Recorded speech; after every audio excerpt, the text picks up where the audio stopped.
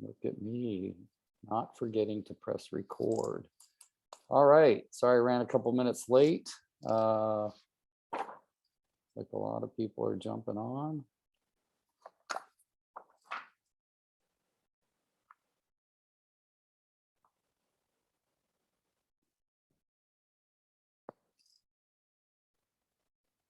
All right, I'm just giving everybody a couple more minutes to jump on. And all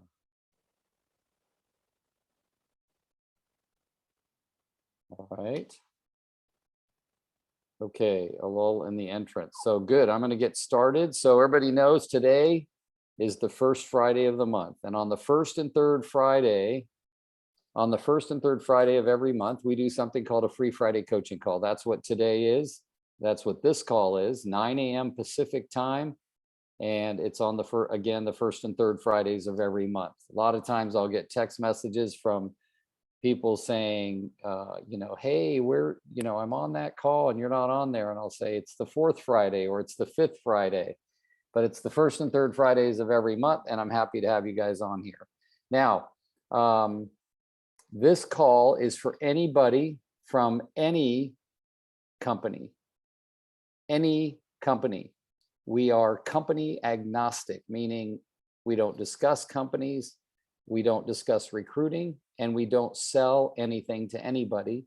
The only people I allow to do that is if they're a guest speaker and they have something to sell, I let them, because they've been nice enough to be a guest speaker. So you're never going to hear me sell anything. I might recommend some stuff, but I'm never going to sell you anything. So just make sure that everybody kind of knows what, no, Crystal, that was many people, not just you. Okay. So the main thing I want you all to know is that this is something that after years and years and years, over 35 years of giving back to my community, about 7 to 10 years ago. I mean, I've always been a trainer and a speaker for about 29 years, but I decided I wanted to give back more to my real estate community than my, the community I live in, because the real estate business has given so much to me.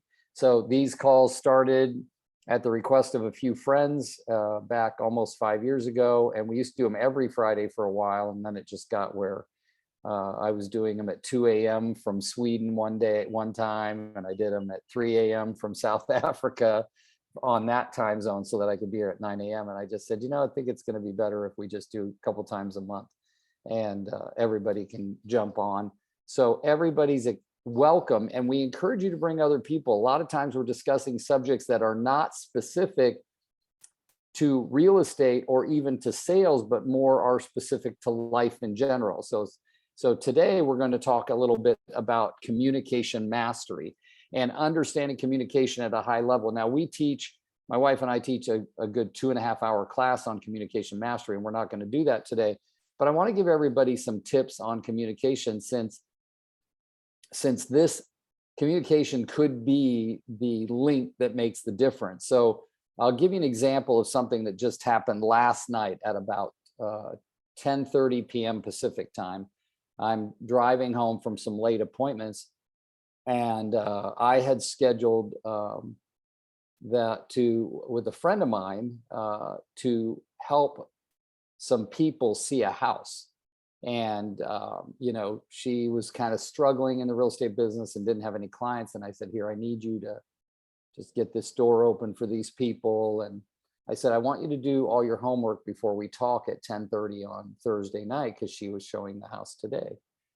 And I said, so I got on the phone with her and I started asking her about the house, and she was on top of it, like knew everything about the house. And she knew the school districts and she knew all of the things about it. And we started talking about what it would be like with her communicating with the clients and things like this. And she said, she kept answering the questions all correctly. And I said, what happens if they ask you a question and you don't know the answer? And she said, well, I'll say my business partner, Rick, knows a lot more about this than I do because I wasn't working with him on this house. So I will give him a call, get the information, and get back to you. So it was really cool, like a really good conversation. And I said, perfect. And I said this, listen to this, folks. I said, what is the main goal that is supposed to happen tomorrow? And I said, if your answer is not correct, I don't want you to worry about it or stress out. I just want to know what you believe the main goal is for tomorrow. And she said, to sell them the house. And I said, wrong. And she said, that's not the goal. I said, that is a goal. That is not the goal. The goal is to win them over as customers so that they know that we can help them no matter what house they want to buy, right? So let me ask you, and I hope you will participate. Was that, was her answer good, bad, right, or wrong? No, it wasn't. It was just not the answer that I was looking for. And was her answer effective, meaning would have been a good thing if she did sell them the house? Absolutely. But it's the kind of thinking that I'm talking about. And that thinking comes from the way we were raised, the way we believe, and the things we know to be true. Those three words, what we know to be true, what we believe, and the things we were raised to believe growing up, are all things that are different for everybody in the world.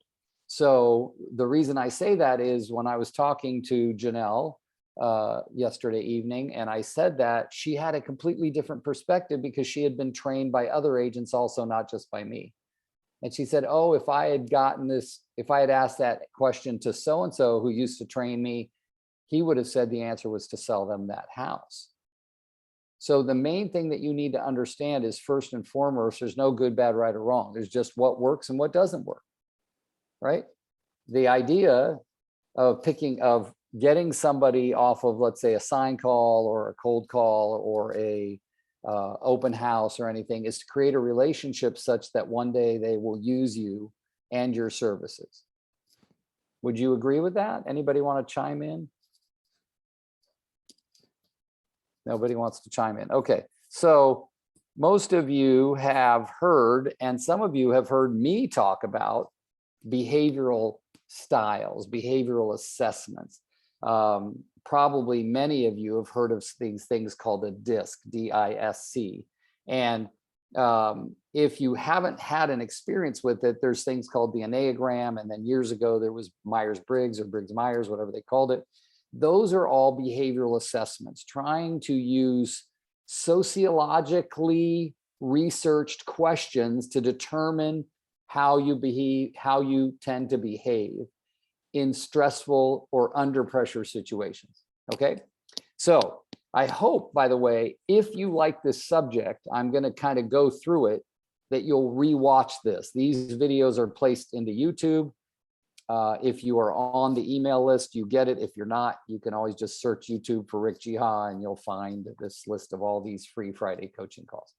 Now, and by the way, I want to welcome some new people to the call, specifically Joy, Anthony, and Jason, who are from all different parts of the world of the United States. So it's kind of cool.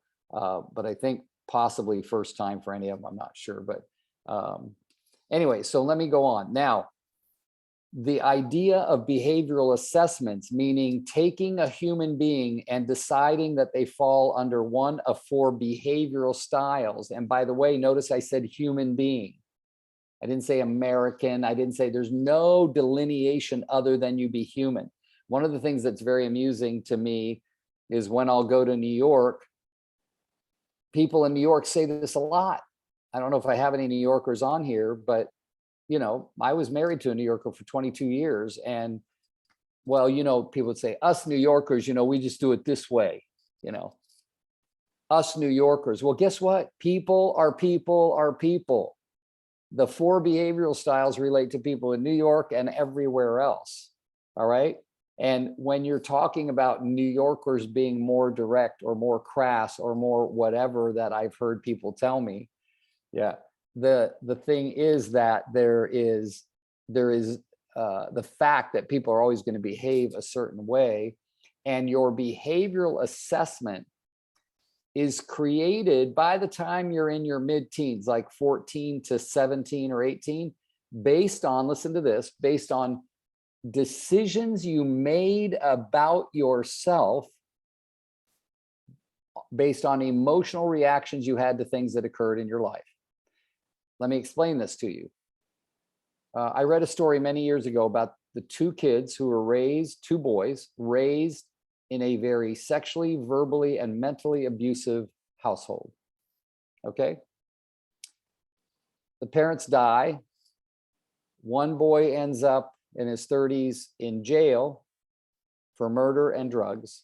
The other boy ends up running a multi-billion-dollar corporation and developing nonprofits to help abused children. They were raised in the exact same household. They were treated the exact same way. So people say, well, maybe one this, maybe one that. No, folks, it's simple.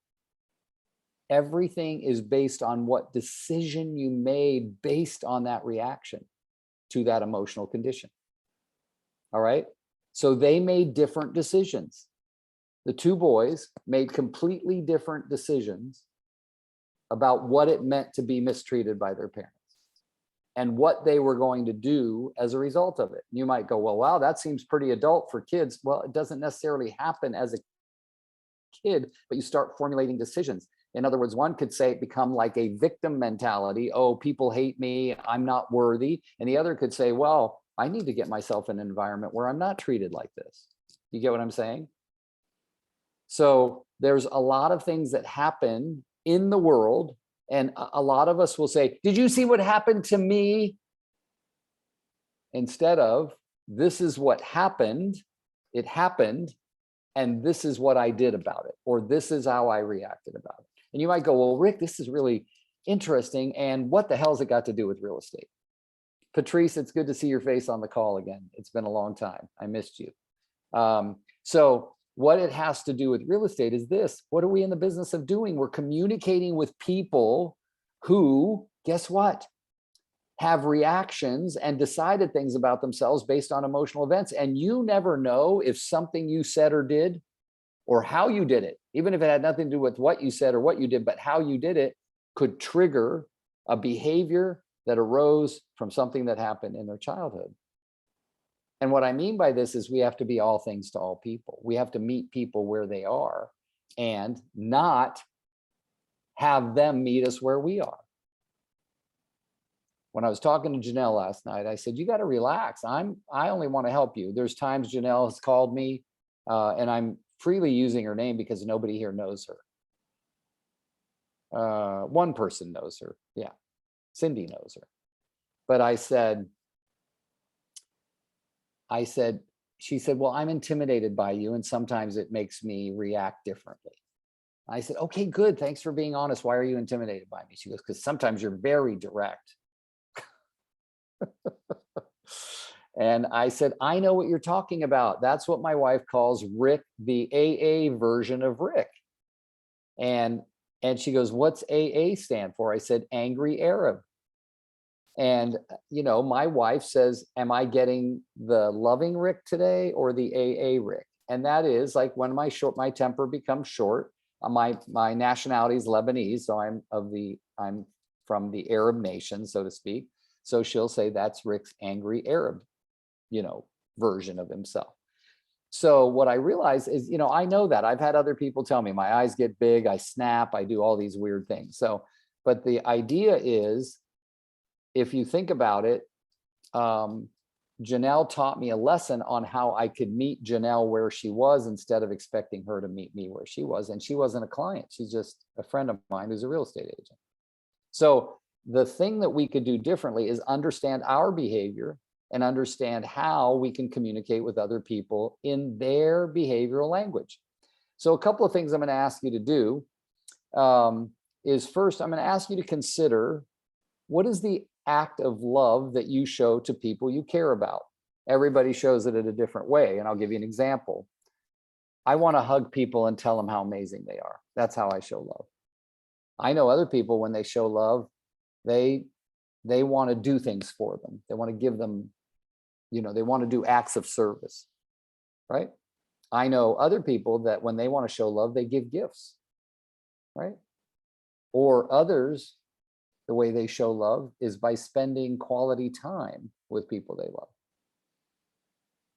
Does this sound familiar to any of you in terms of what you might do to show people love and care? And guess who we show love and care to? Our clients. We want them to like us.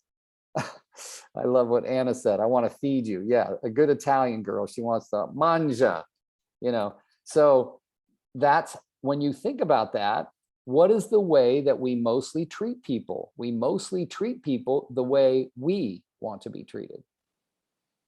Golden rule, isn't it? It's called the golden rule. But what if we understood the platinum rule? The platinum rule is let's treat people the way they want to be treated, not the way I want to be treated. And how could I figure that out unless I either knew them or I asked them? But there are some other ways. When I was failing in the early dating relationship of the woman I'm married to now, Casey. And a buddy of mine said, you two got to take the 5 love languages assessment. It's online, it's free. So we took the 5 love languages assessment. And there are 5 love languages. Okay. You guys can take notes on this, or you can just watch the recording. The 5 love languages are, listen carefully, acts of service, gifts, quality time, okay, physical touch, and words of acknowledgement. Okay, I'll repeat those. Acts of service, gifts, quality time, physical touch, and words of acknowledgement. All right. So when I did my assessment, my top 2 were love languages were physical touch and words of affirmation or words of acknowledgement, which you could shortcut. And that means pet me and tell me I'm pretty. I'll be happy. Okay. But truly that means I like to be touched. I like to feel the human connection. I like a hug, a pat on the shoulder does amazing things for me. That's a touch, right? A pat on the shoulder. And words of, Rick, you did a great job. Those are the things that are really my love languages. And guess how I was treating Casey with those love languages? Nice. Good to hear that, Jason. Jason's on, and he said that he's given people that book. Yeah, and I know a lot of people said, do I have to buy the book? The nice thing is that you can do the assessment online. Just go Google the 5 love languages and the assessment will show up. But Casey's top 2 love languages were quality time and acts of service. Wow, right? What was I giving her? Physical touch and words of acknowledgement. Now I'm treating Casey the way Casey wants to be treated instead of the way I want to be treated. But guess what? Since Casey did it, we did it together and we exchanged results. What does Casey now know? Right? That I like words of acknowledgement and I like physical touch. Hold my hand when we're taking a walk, right? Hug me when I come home. Those are the kinds of things I'm talking about. So how does the behavioral assessment and the love languages mix? Let me show you. In the behavioral style, the behavioral assessments go back to 300 BC, like really years ago. In 1926, a man discovered or created a doctor, a sociological doctor created the DISC, the DISC, which is one of hundreds of behavioral assessments showing 4 different behavioral styles in humans. 4 behavioral styles, the D, the I, the S, and the C. Some people call it there's been behavioral assessments where it was called the lion, the monkey, the dolphin, and the elephant. Okay, so different animals to represent those kinds of behaviors. There's one that was about flowers, and there's one that there's all kinds. One of the personal development programs I went through called it controller, promoter, supporter, analyst, right? So different names, but they all mean the same thing. There's 4 different behavioral styles. And remember that behavioral styles do not measure for intelligence or integrity. Remember that. And what I said before that I want to repeat is that behavioral assessments are telling you what your behavioral style is like when you're under stress or pressure. And when are all of us under stress or pressure? Work. Work is considered stress or pressure to most people, meaning performing. Or when you are being quote unquote watched by others. Those are all stresses and pressures. All right. there's typically two kinds of assessments. One is for your natural style, and that natural style is how you behave around people you know, love, and trust. Meaning you know how people have heard the term, you've heard the term, I let my guard down. How do I act around my kids, my wife, you know, the people I know and love, my buddies, my pals, right? So I'm mostly talking about what's called your adapted style. How do you behave under stress or pressure around people watching you, which is typically your work. And these four behavioral styles, which I'm showing you, yes, I could be sophisticated and have PowerPoint slides, but I'm not that sophisticated. So let's look at that, the D, I, S, and C.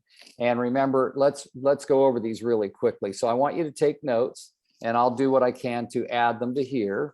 Okay, so what happens with over 90% of humans when they do an assessment? They are typically going to be very high in one, over 90%, not everybody, but almost everybody. Typically very high in one and follow closely on another, and the other two will typically be very low. Okay. For instance, I'll give you my example. So I am, look here. Let's just say that this is the top of the chart and this is the bottom of the chart. For me, I am a super, super high I, a super high S. This is 99, this is 98, and this is 2, and this is 1. I mean, this is 1, and this is 2. So very low in the D and C, right? Well, you would say, well, Rick, you were an angry Arab. Aren't you a high D? Well, why do people think that if you're angry, you're a high D? That's not true, because I have a very, very low D, but I also have triggers. So you got to mix the B. You're having to mix up what's going on in behavioral style and what are we reacting to, right? Your frustrations, your patience, things like that.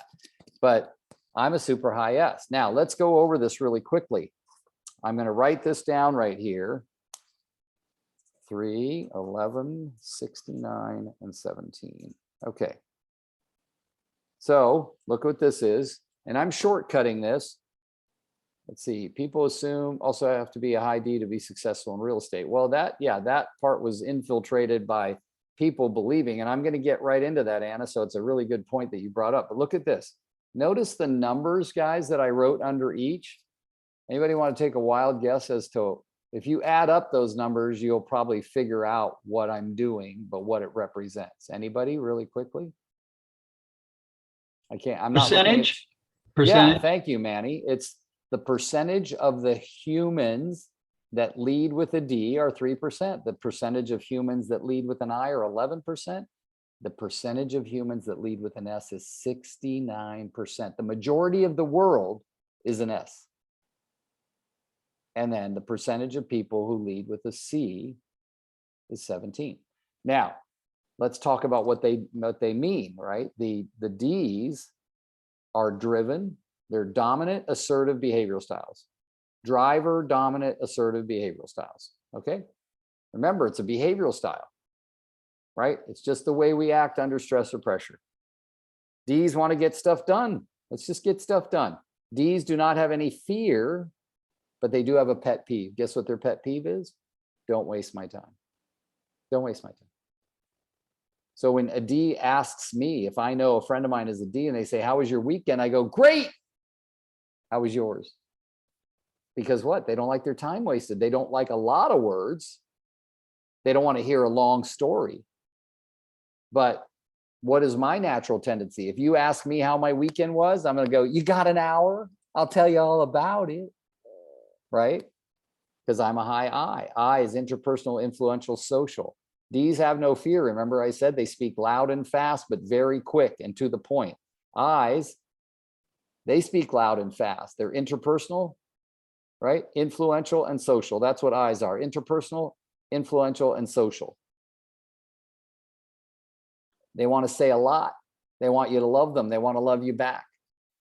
Their biggest fear is rejection or having their feelings hurt. Okay. S's make up the majority of the world. Look, these two behavioral styles right here, listen to this, guys. These are cooler behavioral styles, meaning they're not as warm. They're not the huggy, cuddly type. They're more business, right? Details, getting stuff done, and the details of getting stuff done, right? The I's and S's are considered the warmer ones. They're the ones that want to help, be supportive. They're the ones who want to make sure you're okay, right? This is right here. Look, if you add up 11 and 69, you get 80. 80% of humanity is either an I or an S. 80%. You've heard people say the general mood of humanity is good. People in general are good, right? That's because 80% of them are I's and S's. They want to help. They want to love you. They want to take care of you. All right. Now, these again come out of how you were raised, right? There's 5 kids in my family, 5. We got a couple high D's. I'm not one of them, right? We got a high SC in the family, one really high SC. It's to help everybody. Okay. We got a little of everything. Like me and my brother, man, we'll step up to a microphone anytime. You give a microphone to my sister and she drops it and runs in the other direction. Right? Different. All raised by the same 2 parents. Yep. Decisions you made about yourself based on the situations that occurred to you, that occurred in your life while you were growing up. All right. So now, I's, interpersonal, influential, social, 11%. S's, support, structure, stability, security, lots of S words, patient and calm, 69% of the public. When Pepsi Cola paid the Super Bowl $3 million or more for a 30-second commercial, who were they going after? They were going after these 2 behavioral styles. They were not going after these people. They were not going after these people. They were going after these people. This is the buying decisions are made here. Right? Emotional buying decisions are made here. Analytical buying decisions are made here. I got to get stuff done. Immediate buying decisions are made here. This is the person that buys the magazine at the front of the store just before they walk out because it wasn't on the list. Are you guys all with me? Okay, so when you understand D's and I's speak loud and fast, not good listeners. S's and C's both speak with a monotone cadence. C's are very detail oriented, right? C's are correct, compliant, conforming. What do you hear in there? You hear rule follower, details, cross the T's, dot the I's, check the little boxes in the real estate contract. Got it?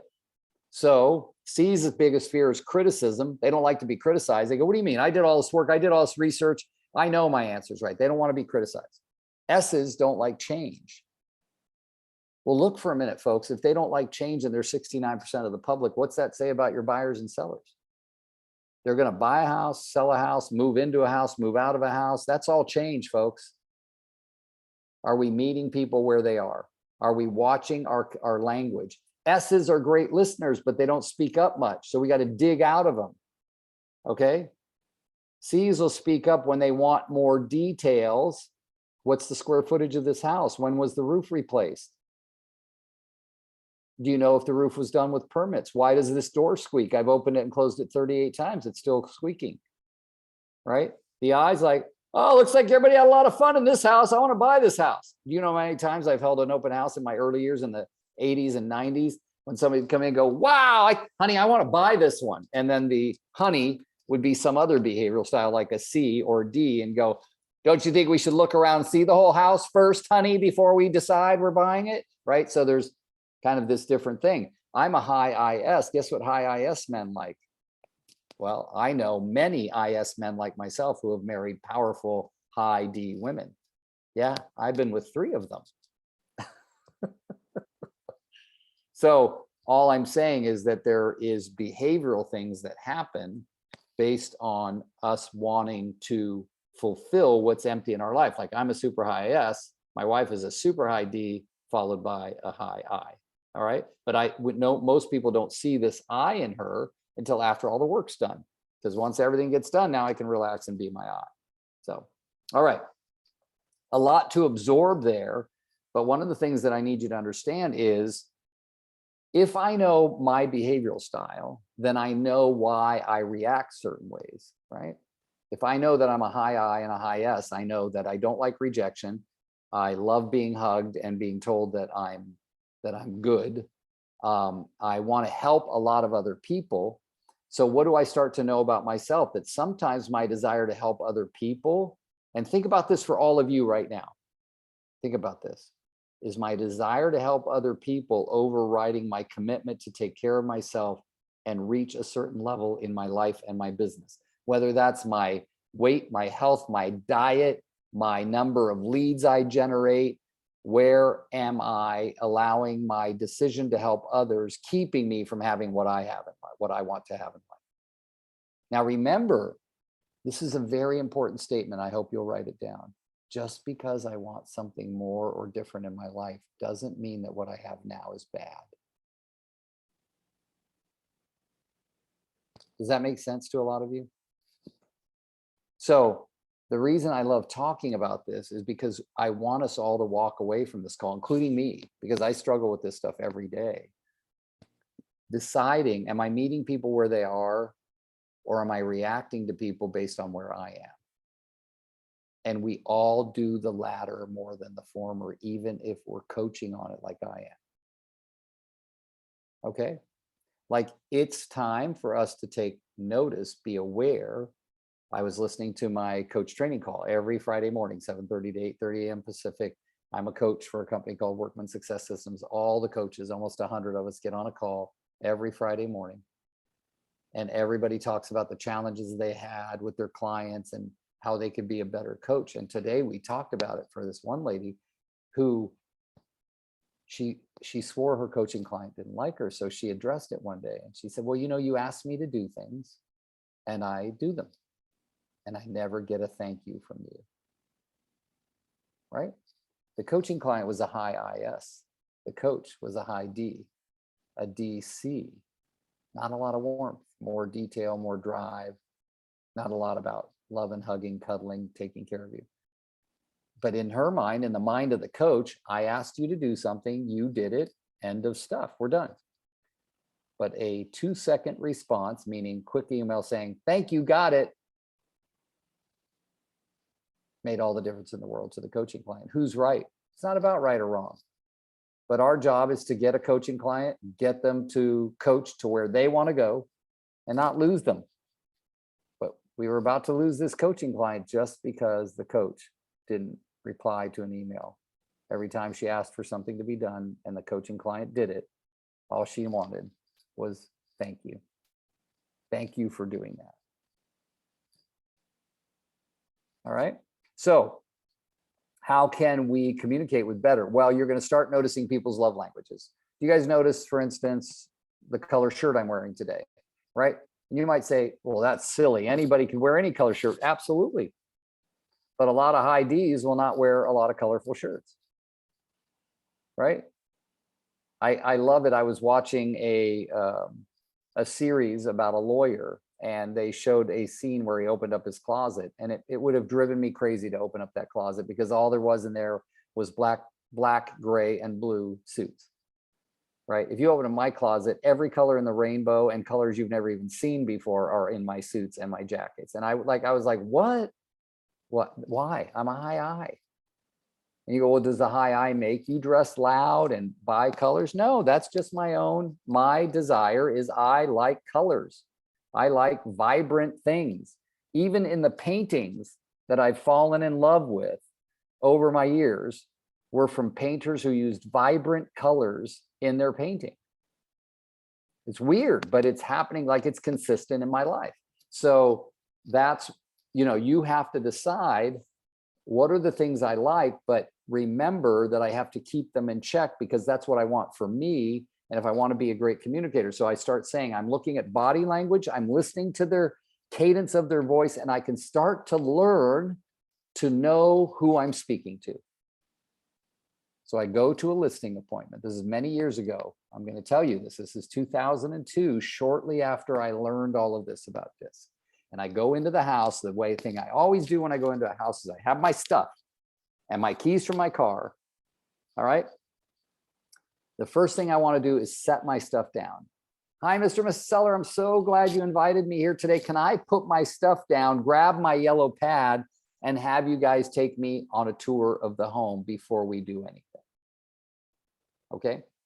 Now, there is one other thing I do. I was taught this in 1981 at the first seminar I ever went to from Tommy Hopkins, is to mirror and match. So I usually go to a listing appointment in a suit.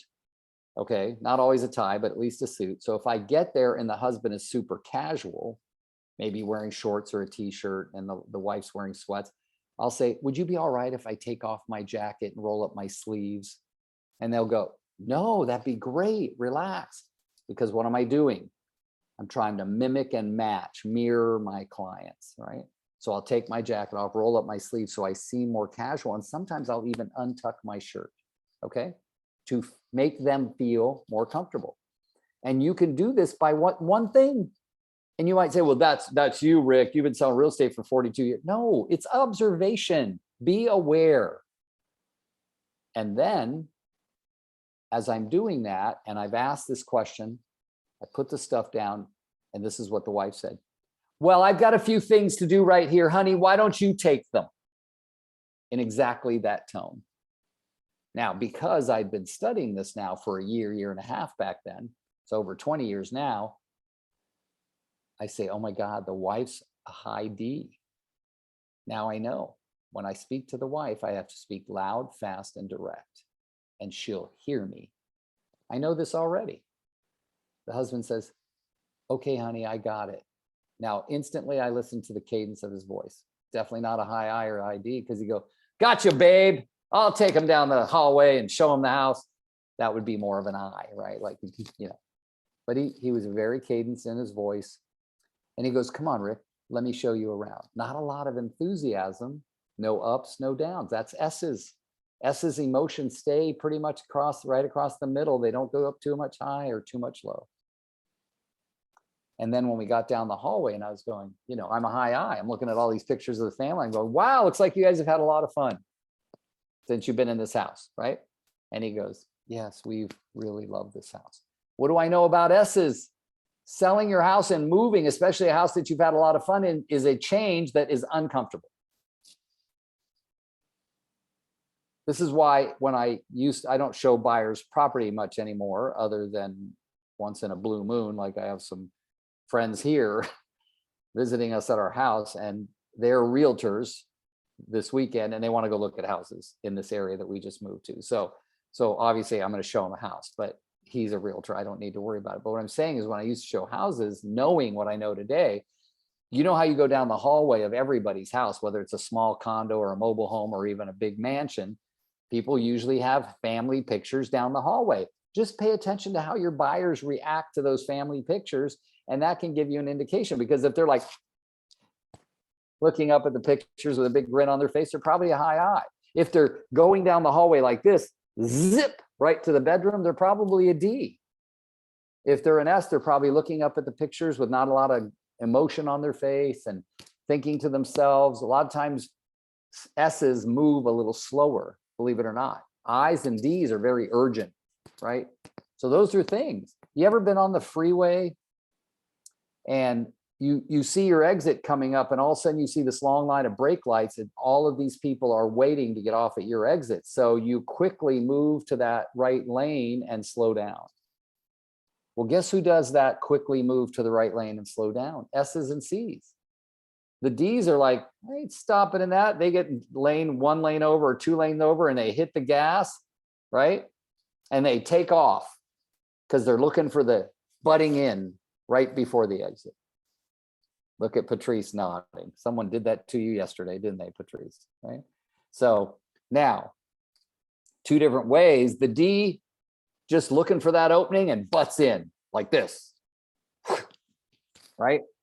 The I's, same exact thing, except with a little finesse. They turn around, they go, and they move in with their blinker on and waving their hand and thank you, right? They both accomplish the same thing, but in different styles. But your D's and I's, they want to get stuff done. They want to move. They've got a little more urgency. They're louder, those kinds of things. So the whole idea is we can start to first, I urge you, it's about 100 it might be over $100 to get a really quality disc assessment on yourself. And you can get it at Abelson's website, Abelson, Abelson, Dr. Abelson. And if you look at his site, there's another Dr. Tony Alessandra, I think, has a site where you can buy them. On the Tony Robbins site, you can get them for free. But if you don't buy the upgraded version, they're a little bit more hard to interpret. The reason I say that is it's really good to know who you are. You might have a good idea of who you are and how you behave based on what I said, or based on your previous experiences in real estate, or maybe you've even taken one. But once you know that, you know how you are going to be able to listen and speak. But you have to remember, you want to become them, right? So at the end of that presentation with the husband and wife, where the wife was the D and the husband was the S, what do I know about the, I'm sorry, did I lose you guys? No, there you go. What do I know about Ds? They want to be spoken to direct. So we were almost all done with the presentation and everything. And the wife looks at me and says, now, before I tell you what the wife said, I want to go back to when I was in the real estate industry before 2000. By 2000, when I learned this, 2001, I'd been in real estate 21 years. And all I knew was that Tommy Hopkins stuff about mirror and matching. But the one thing that I used to do when I go to a listing appointment, if I was sitting in front of the couple, I would move my eyes back and forth when I was talking to them so that I didn't concentrate on either one. I was going back and forth. And when I learned about the disc and I understood the difference in the behaviors, then when I was talking to the wife, guess what I was doing? Looking right at her and talking to her only, because she's a D. So I will not talk to a D the same way I speak to an S. D's like it loud, fast, direct. The wife looks at me, they're both sitting there together, and I'm on this side of the table, and says, how long is this going to take? And I said, we need about 10 days to get your house on the market, 10 days for our offer date, then 30 days to close. In less than 60 days, I'll be handing you a check. And I said it loud and direct.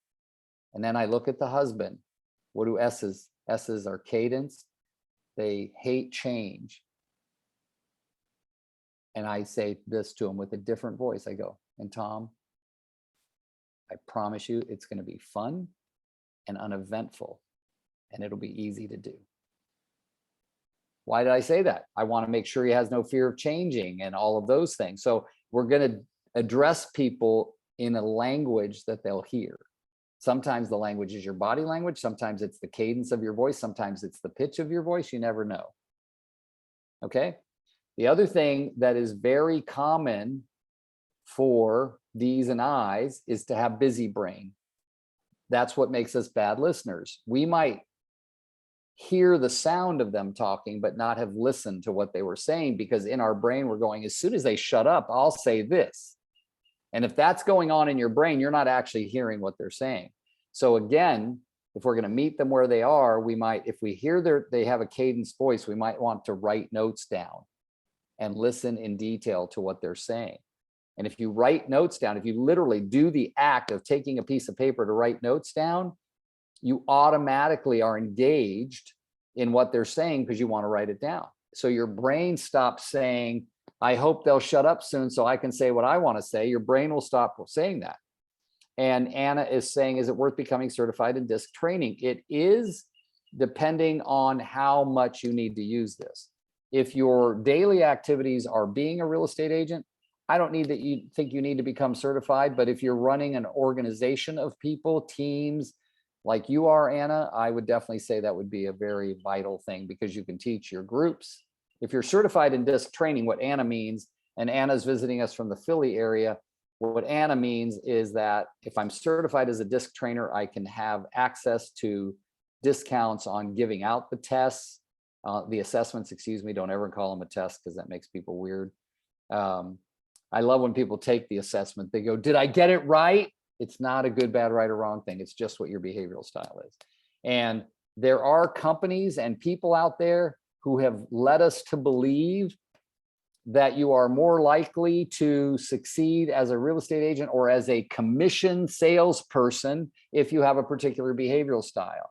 While that is true, because they've measured the behavioral styles. What is actually more true is that there are successful realtors making millions of dollars a year in sales of real estate across the United States and Canada that make up every single imaginable possible mixture of D, I, S, and C.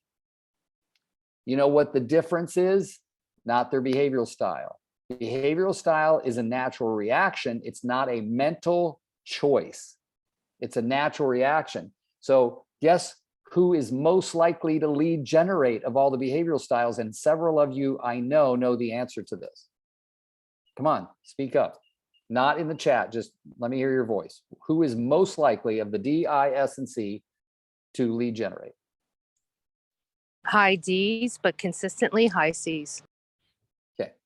Anyone else? I'd say the eyes. Who said that? Manny? Okay. Yeah. All right. Well, guess what the answer is? None of them. Naturally behavioral style only. None of them are naturally going to lead generate. What did I say D's pet peeve was? Don't waste Time. my time. Don't waste my time. How many times do you have to pick up the phone and someone says, don't bother me again? Hi, this is Rick from, so-and-so Realty. I'm calling because we just listed a home in your neighborhood. Click. And D's will go, wow, a few of those, I'm wasting my time. I'm done. I's don't like rejection. S's don't like change. C's want to analyze the heck out of everything. None of the four behaviorally will lead generate, just behaviorally. But guess what makes people lead generate? A decision, a choice. I want more than I have, so I'm going to go do that, even though for all four behavioral styles, lead generation is uncomfortable. You with me? Does everybody get that? Anna, do you get that? Oh, absolutely. Yeah. So Rick, I got to be honest. I don't even know how to read mine. you don't know how to read your disc? Yeah, I mean, because mine doesn't have numbers associated with it. Where did you get it from? It's all right, Aunt. You're a very high I, and your second is a D. I would think so based on the conversations I've had with you, Anthony. But I don't know if that's good or bad, but here. no, it's not. Don't do that. See, it's Okay. not a good or bad. It's, in fact, like when I ran 9 Keller Williams franchises, who did we want to run the franchise? Well, behaviorally, we wanted a DI or an ID. Behaviorally. Okay. But we didn't just hire them based on their disc, because we had to interview them and find out, were they in integrity? Were they intelligent? Why would we not typically want to hire a high S? Because high S's don't like change, and what's rampant in the real estate industry is change. If you're going to run my real estate office, I don't need you being afraid of change.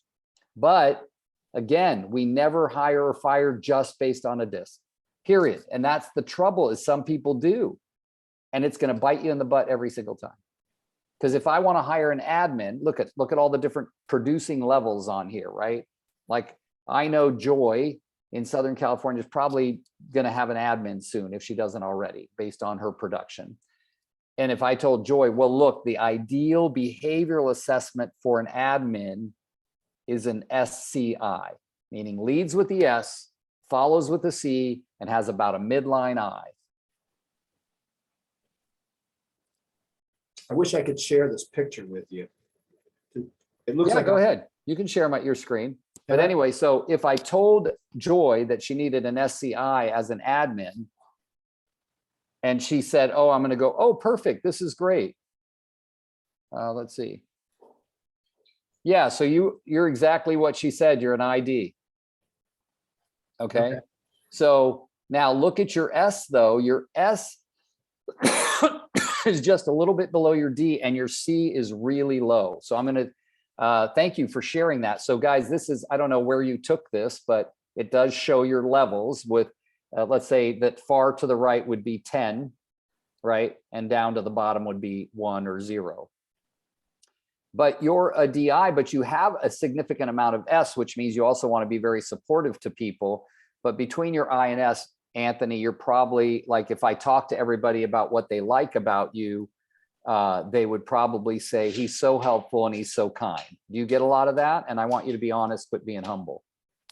Yeah, they Okay. probably say that's one of my biggest attributes, that and the fact that I'm so loyal.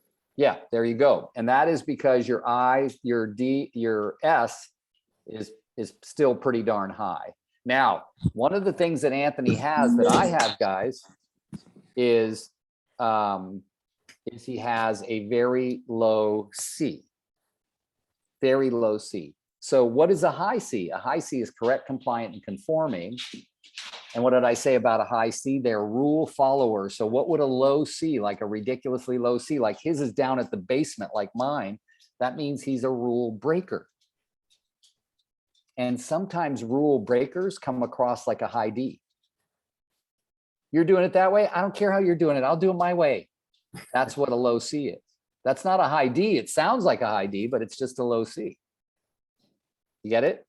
So it's there's a lot that we don't know about this, and you're not going to learn it all today because I've been studying this for 20 years now. But what I want you to get is that these are things that happen. Most of us, 80 to 90% of the day, we are moving by reaction, not by decision.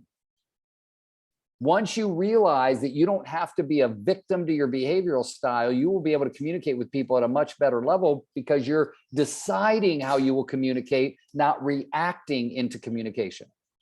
I hope that you get that, because I've been speaking for 29 years, and one of the first things I learned 10 years into it, when I understood the DISC, was that I have people of all behavioral styles in my class. How can I make sure they all stay tuned in? Right? So one of the first lessons I learned as a professional speaker, because I started speaking long before I had any professional training, but when I got professional training, they said you have to change your speaking style every 8 to 10 minutes during a talk so that everybody stays engaged, right? You got to have a little detail, a little directness, a little fun, and a little help to handle all of the people in there. Okay. So if nothing else from today, what I would hope for you all is that you will go investigate, become aware of your behavior, of your communication style, and how I can communicate better with the buyers and sellers that I'm serving by understanding mine and being better at theirs. Okay. Got about 1 minute for questions and answers and ahas. So what do you got before I hang up on all of you? Because I got another call at 10.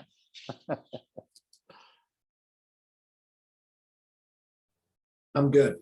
Yes, Joy, I would have it just as a sake of information, not to hire or fire her. Definitely get it.